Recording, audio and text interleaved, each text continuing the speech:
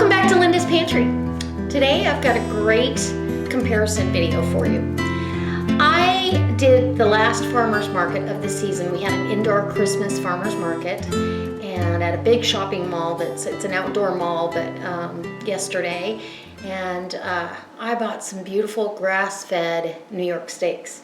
So how you cook grass-fed meat is different than how you cook regular store-bought grain-fed beef because of the fact the fat is distributed through the muscle differently. So we're going to do a comparison because some people debate that and still do that hot sear on it, and some people do it the low and slow way they recommend you to do it. So I've got two steaks here and I'm going to make the sacrifice, and I'll have to eat them both, but it'll be okay. We'll have steak salad. We can have all kinds of goodies with this. I'm going to cook one on a hot sear like you normally would, and then I'm going to cook the other one low and slow with the heat away from the actual meat itself, and see how it comes out. And I'll give you a true-to-life comparison and see what you think.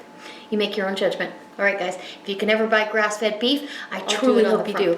And it'll be just fine. So, okay. Let's go make some delicious grass-fed New York steaks on the barbecue. Okay, so this is our beautiful 2 New York steaks, and I'm just super excited. I know how delicious these are, and they're just gonna be fabulous.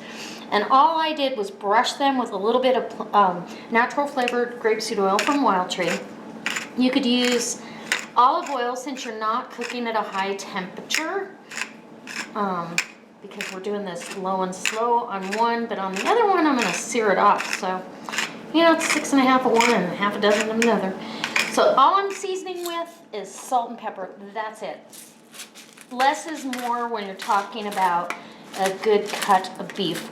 Let the beef flavor come through. I'm going to do the same to the other side, and we're going to get them on the grill. I've got some natural hardwood charcoal out there, and it's well, let's see, what is the temperature right now? I believe it's pretty darn cold. It says right now, let's see, where are we? Well, that's where my husband is. It's -1 there. Here is 19 degrees and dropping. So, okay, it's very cold out here. I've got all the charcoal is on this side. I'm going to do the bigger steak. Well, maybe I'll do the smaller one. I'll put the bigger one over here on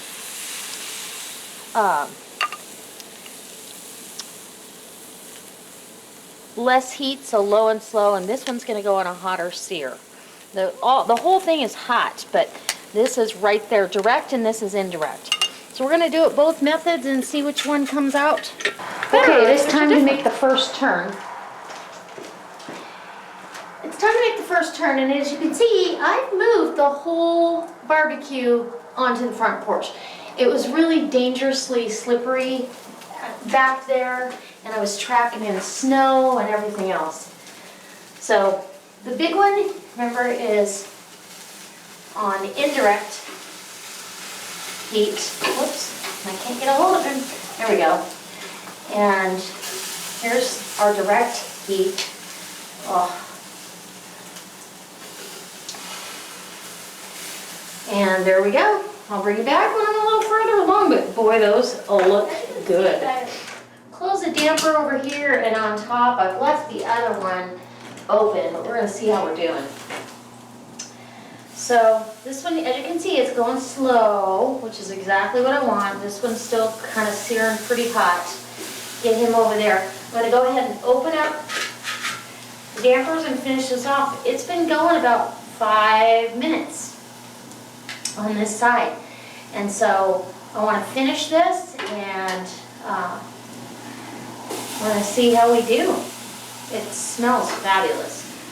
So let's open this back up. It's so hard to cook differently than what you're used to. It really is. But it's almost time for steak. Steak and salad. That's okay, so I've got my steaks off the barbecue.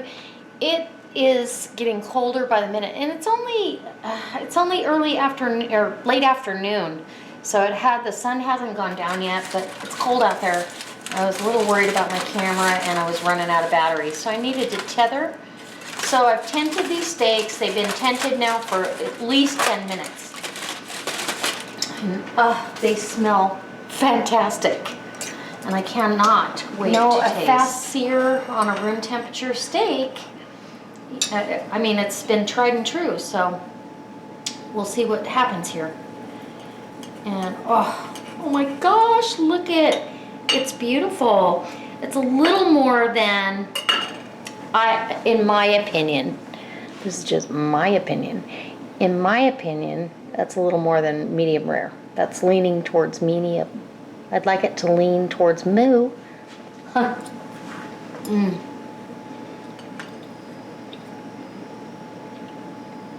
Mm. I'm going to cut right down in the middle of this steak just because I want to see the thickest part. This one was pretty thick in the middle. And I just really think that it came out beautiful, but again, I think it's leaning towards medium, especially on the edges there, you can see. That's okay though, I'm good with that. So let's try our next steak. Even though I don't want to stop eating that, because it is fabulous. Let's try our seared version. And this one, honestly, this one's a little thinner, and so I'm even more concerned about that because they cook so fast. Grass-fed beef cooks faster than, and it's about the same. Honestly and truly, it's really juicy though. Ooh, let's try that. Mm. Oh goodness, that's so good.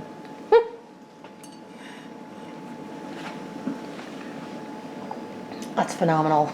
Actually, I can't speak the words to make it perfect because it is phenomenal, to say the least.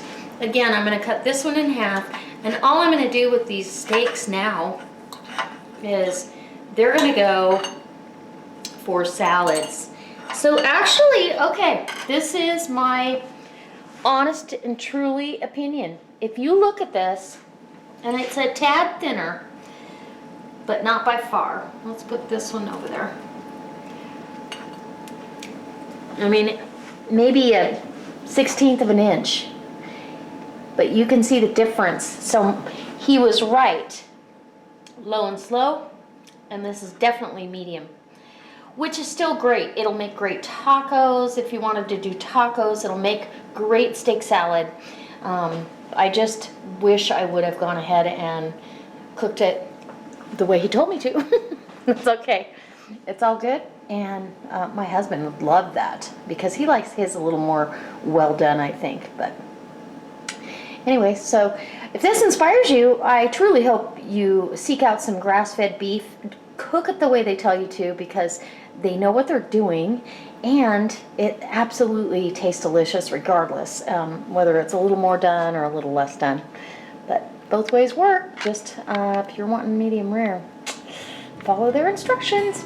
All right, guys, I hope I see you next time. If you're not a subscriber, please go hit that subscribe button. And if you like this video, give me a thumbs up and share it on your Facebook page. Leave me a comment. All right, I'll see you next time. God bless.